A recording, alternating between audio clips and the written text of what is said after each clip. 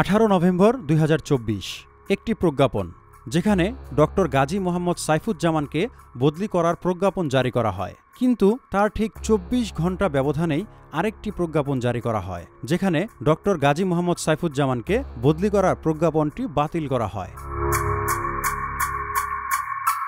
প্রশাসনের ইতিহাসে বিরলতম এই ঘটনায় বদলি ও প্রত্যাহারের খেলা ঘিরে উঠেছে বিস্ময়, ক্ষোভ ও সন্দেহ।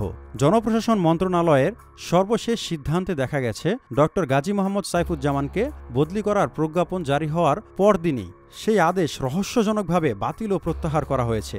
স্বাভাবিক নিয়মে যে প্রক্রিয়া সপ্তাহের পর সপ্তাহ সময় নেয় সেটি শেষ হয়েছে মাত্র একদিনেই। প্রশাসনিক নথি ও রীতি অনুযায়ী কোনো উচ্চপদস্থ কর্মকর্তার বদলি বা প্রত্যাহার কখনোই এত তাড়াহুড়ো করে হয় না, কিন্তু এ ঘটনায় স্পষ্ট হয়েছে প্রভাবশালী মহলের নির্দেশ, রাজনৈতিক ছত্রছায়া এবং অপ্রত্যাশিত হস্তক্ষেপই এই নাটকীয় পালাবদলের নেপথ্যে। বিশেষজ্ঞরা সরাসরি বলেছেন, এ ধরনের হঠাৎ পরিবর্তন কেবল নিয়ম ভাঙা নয়, বরং প্রশাসনিক স্বচ্ছতার ওপর সরাসরি আঘাত। এটি প্রমাণ করে সিদ্ধান্ত এসেছে কোনো গোপন স্বার্থবাদী চাপে। সরকারি দপ্তরের ভিতরে ইতোমধ্যেই চলছে তীব্র গুঞ্জন। কর্মকর্তারাও ক্ষোভ প্রকাশ করে বলেছেন, যে প্রক্রিয়া স্বাভাবিকভাবে দীর্ঘ হয় তা 24 ঘন্টায় শেষ হয়েছে। এভাবে যদি সিদ্ধান্ত হয় তবে প্রশাসনিক কাঠামো কতটা নিরাপদ? এখন প্রশ্ন, এই প্রজ্ঞাপন খেলা কার স্বার্থে?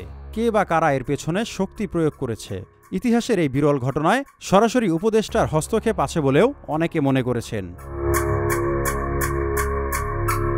2003 সাল থেকে 2023 সাল পর্যন্ত আওয়ামী সরকারের আশীর্বাদে তার সচিবীয় পদযাত্রা ছিল বিস্ময়কর।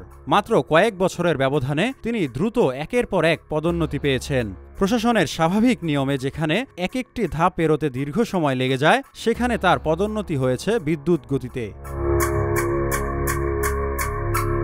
রাজনৈতিক ও প্রশাসনিক মহলে ইতোমধ্যেই তদন্তের দাবি উঠেছে, তবে যতক্ষণ না নিরপেক্ষ তদন্ত হয় ততক্ষণ এই ঘটনাকে অনেকেই দেখছেন প্রশাসনের চরম ব্যর্থতা হিসেবে। কে বা কার হস্তক্ষেপে ঘটেছে এই বিরল ঘটনা? টিম সিক্রেট আইস খুব দ্রুতই সামনে আনবে তাদের মুখোশ।